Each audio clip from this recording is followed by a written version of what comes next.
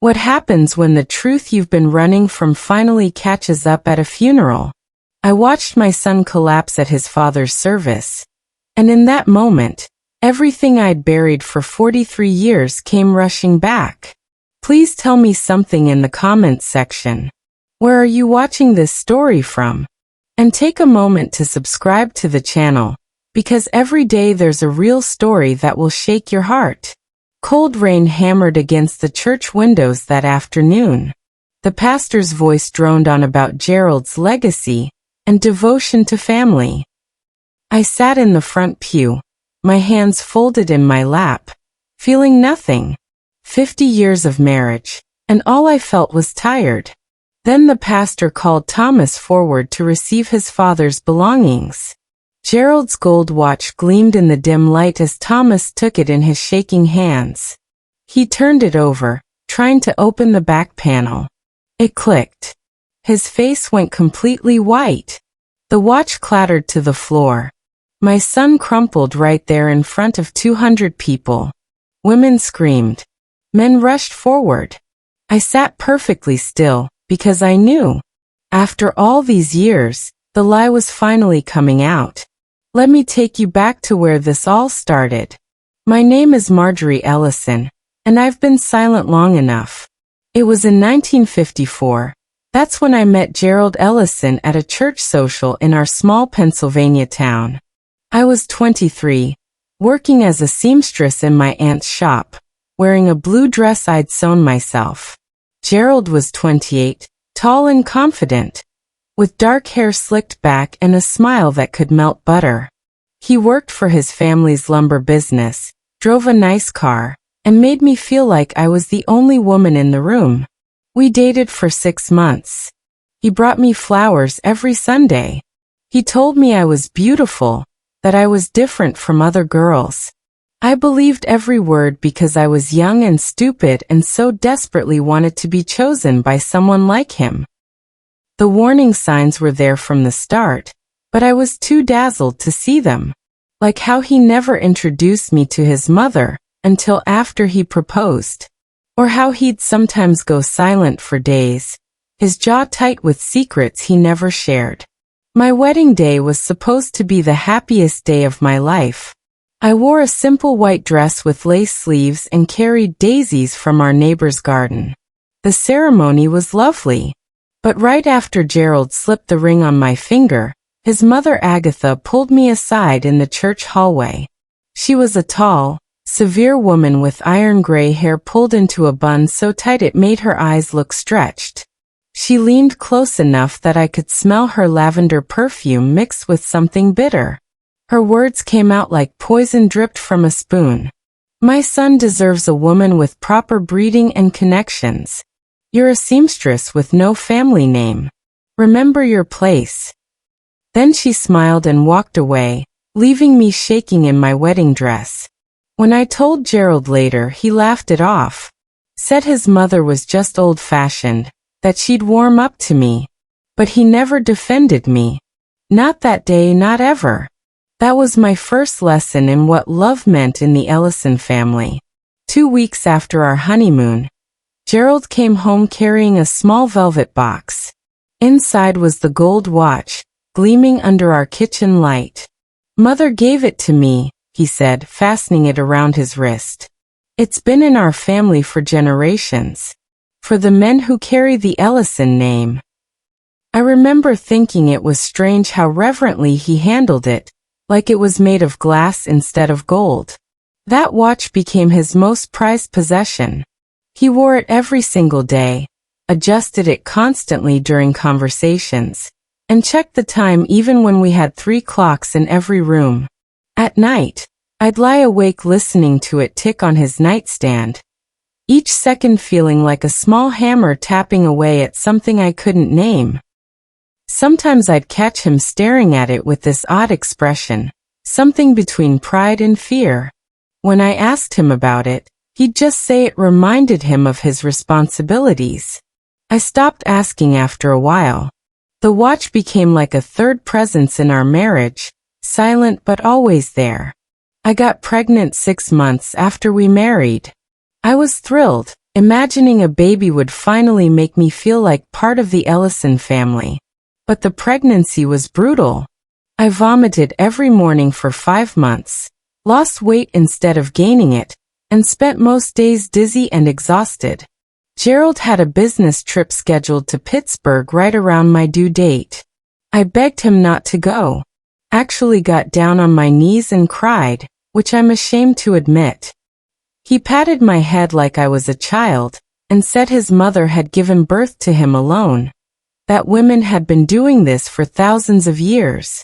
He left on a Monday morning.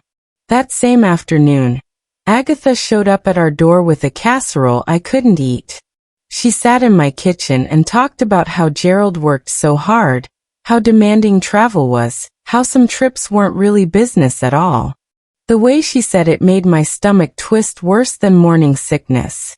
My water broke that night around midnight. I gave birth to Thomas alone except for a neighbor who heard my screaming. When Thomas was 2 years old, Gerald announced we were buying a bigger house. I was so excited I actually cried happy tears for once. A real home, something that would be ours. Somewhere I could finally put down roots and stop feeling like a guest in my own life. The house was beautiful. A 2-story colonial with a wraparound porch and a big backyard where Thomas could play. We moved in on a Saturday. That Sunday, Gerald's business partner came over for dinner with some legal papers. I was serving coffee when I overheard them talking about the deed. So it's under both your name and your mother's name, just like Agatha wanted, the partner said. My hand froze holding the coffee pot. I walked into the dining room and asked what they meant. Gerald didn't even look at me. It's just a formality, Marjorie. For tax purposes. But Agatha smiled that cold smile of hers. You have security, dear. That's more than most women can say. Be grateful. My name wasn't on the deed to my own home. I lived there for 30 years but legally owned nothing. Thomas was 7 when I first noticed how Agatha was changing him. She'd started taking him every Saturday, supposedly to teach him about the family business. He'd come home talking differently, using words that didn't sound like a child's. One evening at dinner, I reached to serve him more potatoes and he pulled his plate away. Grandmother says you don't understand how important families like ours work, he said, his small voice trying to sound important. She says you came from nowhere. Gerald just kept eating like our son hadn't just broken my heart. I excused myself and cried in the bathroom until my eyes were swollen. After that, Thomas started calling me mother instead of mama, started correcting my grammar, started looking at me the way Agatha did, like I was hired help who'd somehow tricked her way into the family. I lost my son piece by piece, watching him turn into a small version of Gerald, watching him learn to dismiss me the same way they all did. The worst part was knowing I couldn't stop it. I found the letters by accident while cleaning Gerald's study. He'd forbidden me from going through his desk, but I dropped a vase and water had splashed near his filing cabinet. I was mopping it up when I saw a folder marked, Estate Planning, wedged behind the bottom drawer. Inside were letters dated from the mid-1950s, right after we got married. They were from Agatha to someone named Arthur Blythe, a lawyer. My hands shook as I read phrases like protection of rightful lineage and ensuring the proper heir receives what belongs to the bloodline. One letter mentioned me specifically. Gerald's unfortunate marriage must not compromise generations of careful planning. Another talked about contingency measures already in place. I didn't understand all the legal language, but I understood enough. They'd been planning something from the very beginning, something that required keeping me in the dark. I carefully put everything back exactly as I'd found it. That night I started my own secret, a small notebook hidden in my sewing basket where I wrote down everything I remembered from those letters. The breaking point came on a Tuesday evening in 1967. We'd been married 13 years, and I'd stopped expecting anything from Gerald except his paycheck and his presence at dinner. That night I made his favorite pot roast. Thomas was at basketball practice. Gerald sat across from me eating silently, that damned watch glinting on his wrist. Something inside me finally snapped. I put down my fork and asked him directly, "What are you hiding from me?" He looked up, annoyed at being interrupted from his meal. "What are you talking about?" I listed things. The house deed. The letters I'd found. The way his mother talked about lineage. The mysterious business trips that left me alone for weeks. His face went cold, distant, like I was a stranger asking inappropriate questions. "You couldn't possibly understand these matters, Marjorie. They're beyond your grasp." Not beyond my education, not too complicated, but beyond my grasp, like I was mentally deficient. That night after he fell asleep, I made a decision. I would become someone he couldn't dismiss. I would find out what they were hiding. And someday, somehow, I would make sure they couldn't ignore me anymore. My transformation happened slowly over the next few years. I started teaching reading to immigrant children at the community center, which gave me a reason to be gone during the day. But I used that time for other things too. I took bookkeeping classes at the community college, telling Gerald I was volunteering. I opened my own bank account using money I saved from grocery shopping, returning bottles, and mending clothes for neighbors. $5 here, $10 there. It took years, but I built up a small nest egg that only I knew about. I kept copies of every household document I could access, filing them away in a box at my friend Helen's house. Gerald never noticed because he never looked at me long enough to see I'd changed. To him, I was still the meek seamstress he'd married. Someone who existed to cook his meals and press his shirts. That invisibility became my greatest weapon. While he dismissed me, I was learning. While he ignored me, I was preparing. I didn't know yet what I was preparing for, but I knew the day would come when I'd need every scrap of knowledge, every dollar, every piece of evidence I'd hidden away. Thomas graduated high school in 1970 with honors. He'd been accepted to Penn State for engineering, something that made me incredibly proud. But Agatha had other plans. She called a family meeting at her house, which really meant she sat in her chair, and told everyone what would happen. Thomas would work at Ellison Lumber for a year before college, learning the business from the ground up. "It's time he understood his inheritance," she declared. I spoke up, actually raised my voice. "He should go to college while he's young. The business can wait." The way they all looked at me, you'd think I'd suggested burning down the factory. Gerald's face went red. "You don't understand what we're building here. This is about legacy, about family." Thomas looked torn for about 5 seconds, then sided with them. That year turned into 2 years, then 5. He never went to Penn State. Instead, he became exactly what they wanted, another Ellison man obsessed with the business, with the name, with maintaining the precious bloodline. Watching him give up his dreams to please them felt like watching him die slowly. The watch mystery deepened one afternoon in 1975. Gerald had scratched the crystal face while moving lumber at the yard. He took it to old Mr. Peterson, the jeweler on Main Street. I went with him, carrying shopping bags as usual, invisible as furniture. While Gerald talked to the clerk, Mr. Peterson worked on the watch in the back. He called me over quietly, his magnifying glass still strapped to his head. "Mrs. Ellison, there's something you should know about this watch." He showed me the back casing. "There's a false bottom here, professionally installed. Something's sealed inside, but I can't open it without breaking the seal." Before I could respond, Gerald appeared at my elbow. His face transformed into something I'd never seen before, pure rage mixed with panic. He snatched the watch from Mr. Peterson's hands. "How dare you tamper with family property?" We left immediately, Gerald gripping my arm so hard it bruised. In the car he said nothing, but his hands shook as he refastened the watch on his wrist. That night I heard him making phone calls behind closed doors. I never knew what was sealed inside that watch, but I knew it was important enough to terrify him.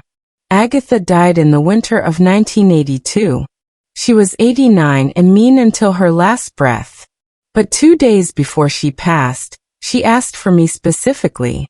The nurse seemed surprised, said Agatha had been asking for someone named Arthur but then changed her mind and demanded to see me instead. I went to her bedroom. That same room where she'd intimidated me for 30 years. She looked tiny in her bed, her skin like paper, but her eyes were still sharp. "Marjorie," she whispered, grabbing my wrist with surprising strength. "Thomas wasn't meant to suffer. Gerald promised. The bloodline must stay pure. Arthur understood. He helped us." Then she started crying actual tears, saying she was sorry but it was necessary. "What was necessary?" I asked, leaning close.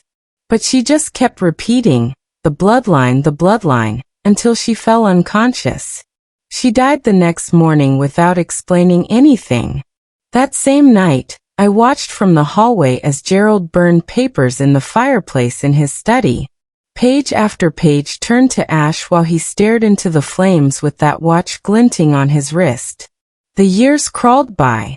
Thomas married a nice woman named Patricia in 1985, had 2 daughters I barely knew because they'd learned to treat me like Gerald and Agatha had taught them. I became a grandmother who existed only at holidays. Someone who got generic cards on Mother's Day and polite phone calls on my birthday. Thomas ran the lumber business with Gerald until the mid-1990s, both of them maintaining the Ellison reputation around town. But Thomas was different from his father in one way. He had Gerald's coldness but none of his energy. He seemed tired all the time, sad in a way he'd never admit.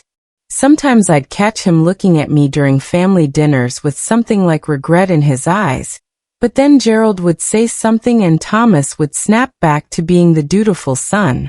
The distance between us felt like miles even when we sat at the same table. I'd lost him completely, not to death but to something worse, to the slow poison of the Ellison family legacy. I kept my letters, my documents, my bank account, my evidence. Waiting. Always waiting. Gerald collapsed in his study on a Thursday afternoon in March 1997. I was in the kitchen making tea when I heard the thud. Found him on the floor, his right side paralyzed, that watch still ticking on his wrist. The stroke stole his movement but left him conscious, trapped in his own body. In the ambulance, he grabbed my hand with his working left hand and pulled me close. His words came out slurred but I understood them. "You'll see why I had to." Then again clearer. "You'll understand." 3 days later he died without explaining what he meant. At 72 years old, I'd spent 43 years married to this man, and realized I'd never really known him at all. The funeral arrangements were handled by Thomas and Gerald's business partners. I was asked what I wanted to wear, where I wanted to sit, but never asked about anything important. The watch was taken from Gerald's body at the hospital and held by the funeral home for safekeeping. Thomas requested it be given to him during the funeral service, some kind of symbolic passing. I didn't argue. I was tired of arguing. 1 week after the funeral, Thomas called me to the lawyer's office for the reading of Gerald's will. The office smelled like old paper and furniture polish. Arthur Blythe had died years ago, but his son had taken over the practice and now sat across from us explaining Gerald's final wishes. The lumber business went to Thomas, along with the house I'd lived in for decades, the investments, the savings accounts.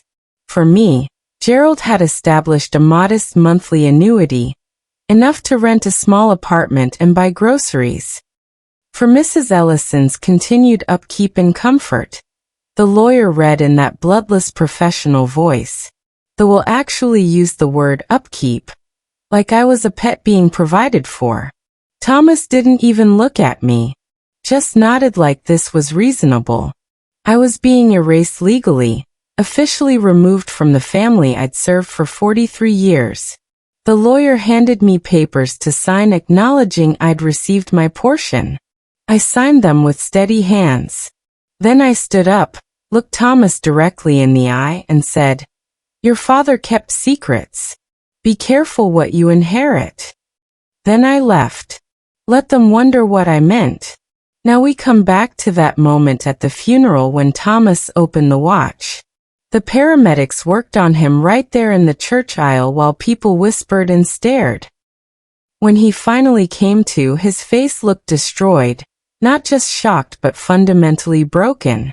The watch had fallen from his hands. Pastor Williams picked it up carefully. The back casing had cracked open from the fall, revealing what Mr. Peterson the jeweler had tried to warn me about decades ago. Inside was a tiny sealed cylinder, professionally made. The pastor opened it with shaking hands.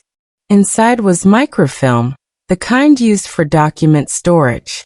Someone had a reader at the church for genealogy work. They projected it onto the wall of the church basement while Thomas sat hunched over, his head in his hands. The documents appeared one by one. Adoption papers dated 1955, months before Thomas was born.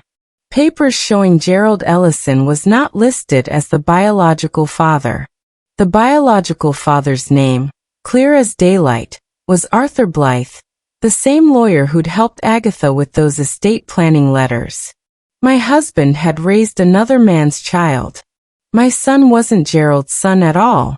The news spread through our town like wildfire through dry grass. By Monday morning everyone knew. The proud Ellison bloodline, the family that had looked down on people like me for generations, was built on a lie.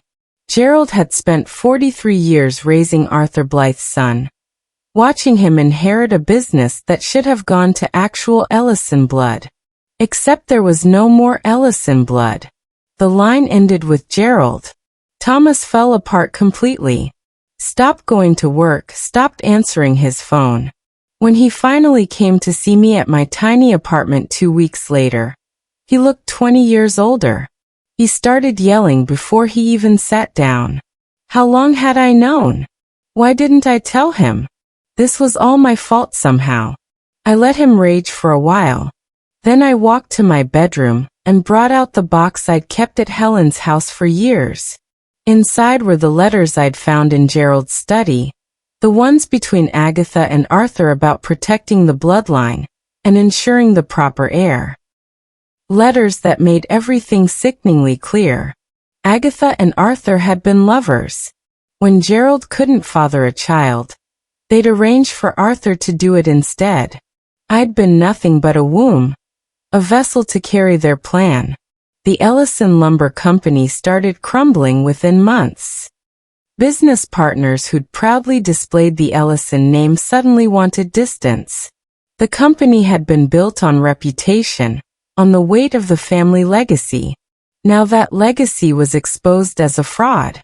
Customers went elsewhere. Contracts were canceled. The bank started asking questions about loans Gerald had taken using the business as collateral. By fall, Thomas had to sell the company at a loss just to cover debts. The beautiful house, the one with my kitchen and my garden and none of my name on the deed, went up for sale too. The factory gate that had displayed the Ellison family crest since 1920 was taken down and scrapped for metal. Everything they'd built, everything they'd sacrificed for me, every dream they'd crushed under their need for legacy and bloodline, it all collapsed like a house of cards. I should have felt victorious. Instead, I mostly felt sad. Sad for all the years wasted. Sad for Thomas who'd been used just like me. Sad for the grandchildren who'd have to carry this shame. But I didn't cry. I'd done enough crying for the Ellison family. The reporters started calling in November. Small-town scandals like this were apparently newsworthy, especially with the business collapse. I ignored them at first. But then a young woman from the regional paper came to my door. She didn't push or pry. Just said, "Mrs. Ellison, everyone's telling the men's version of this story. I'd like to hear from you." Something about the way she said it made me invite her in. We talked for 3 hours. I told her everything.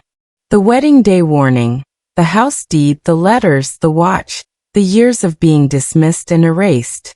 I showed her my documentation, my careful records. She recorded every word. When the article came out 2 weeks later, it was titled, "The Invisible Woman, Marjorie Ellison's 43-Year Silence." People I'd known for decades suddenly saw me differently. Women stopped me in the grocery store to tell me I was brave. Men avoided my eyes, ashamed. The article was picked up by bigger papers. For the first time in my life, people called me by my own name, not as Gerald's wife or Thomas's mother, but as Marjorie. Just Marjorie. That felt more valuable than anything Gerald had ever given me. The house situation came to a head in December. Turns out Gerald's property transfers had been legally questionable from the start. Arthur Blythe had helped him structure things to avoid taxes and hide assets, but in doing so had created irregularities that a good lawyer could challenge. I found a good lawyer. She was young, sharp, and angry on my behalf in a way that made me feel seen. We filed suit claiming the house deed should have included my name from the beginning, that I'd been defrauded. Gerald's estate tried to fight it, but the negative publicity from the scandal worked in my favor. The judge was a woman about my age who'd read the article about me. She ruled that the house transfers were invalid due to evidence of coercion and fraud. The property reverted to joint ownership, and since Gerald was dead, that meant it was entirely mine. Thomas had to vacate. I went there one afternoon in January. Used my new key to open my own front door. I walked through rooms I'd cleaned for 30 years but never truly owned. I stood in the kitchen where I'd cooked 10,000 meals. The house felt different now. Lighter. Meaning. I cried then, finally. Not sad tears. Something else. Relief maybe. Or grief for the woman I'd been who'd lived here invisible. I wrote letters to Thomas throughout that winter. Not angry letters, just honest ones. I explained what I'd endured, what I'd learned, how I'd stayed silent to keep the peace but that peace had been poison. I told him about the young Marjorie who'd loved his father, who'd wanted so badly to belong to his family. I told him about finding the estate planning letters, and knowing even then that something was deeply wrong. I told him that despite everything, he was still my son, still the baby I'd delivered alone and raised as best I could against Agatha's interference. At first he didn't respond. Then in March he showed up at my door. He looked broken but sober, present in a way he hadn't been in years. "You were the only honest one here," he said, his voice cracking. We sat at my small kitchen table and cried together. He apologized for the years of dismissing me, for choosing their approval over my love. We didn't fix everything that day. Some things are too broken to fully repair. But we started. He visited every week after that, relearning his mother. In June he told me he'd been diagnosed with pancreatic cancer. He died in September. I held his hand at the end. He died free of the Ellison curse, finally knowing the truth. The legal proceedings against Agatha's estate dragged through the courts for 2 years. Turned out she'd hidden money in trusts, used Arthur's help to create complex financial structures designed to keep everything away from me. But lies have a way of unraveling once you pull the first thread. Every trust, every hidden account, every clever legal trick Arthur had built, they all fell apart under scrutiny. The court found evidence of fraud going back 40 years. In the end, most of Agatha's carefully protected fortune was deemed ill-gotten, built on tax evasion and illegal property transfers. It was seized, distributed to pay debts and victims of the business collapse. What little remained went to Thomas's daughters. They used it for college funds. I didn't want Agatha's money anyway. I wanted something more valuable. I wanted everyone to know what the Ellison family really was, to see them clearly without the polish and pretense. I walked through that courthouse feeling taller than I ever had, reporters following me, cameras flashing. I wasn't angry or vengeful. I was just finally, completely, undeniably visible. On my 85th birthday, I did something symbolic. I took Gerald's gold watch, the one Thomas had given back to me after the funeral, the one that had held its terrible secret for so long. I took it to a goldsmith and had it melted down. The gold was reformed into a simple pendant on a chain. I had words engraved on it. Justice takes time. The pendant is small, modest, nothing fancy. But when I wear it, I can feel its weight against my chest, warm and solid. It reminds me that 43 years wasn't too long to wait for the truth.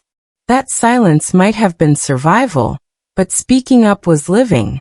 That I'd spent most of my life trapped in Gerald's time, living by his watch, his schedule, his rules. But in the end, I'd found my own time, my own voice, my own story. The pendant melted from his watch had become mine, transformed from a symbol of secrets and shame into something honest. People sometimes ask me if I regret staying so long, if I wish I'd left earlier. I tell them I survived the only way I knew how, and surviving was its own kind of victory. I'm sitting on my porch now, wrapped in a soft shawl I knitted myself. The sun is setting behind the trees, painting everything gold, the same color as the pendant resting at my throat. My small house, truly mine, stands solid behind me. The garden I planted this spring is blooming, tomatoes and roses growing side by side like they're not supposed to but doing it anyway. I spent 43 years trapped in Gerald Ellison's time, watching that damned watch tick away my youth, my dreams, my voice. I let them make me invisible because I thought that's what keeping a family together required. But families built on lies don't stay together.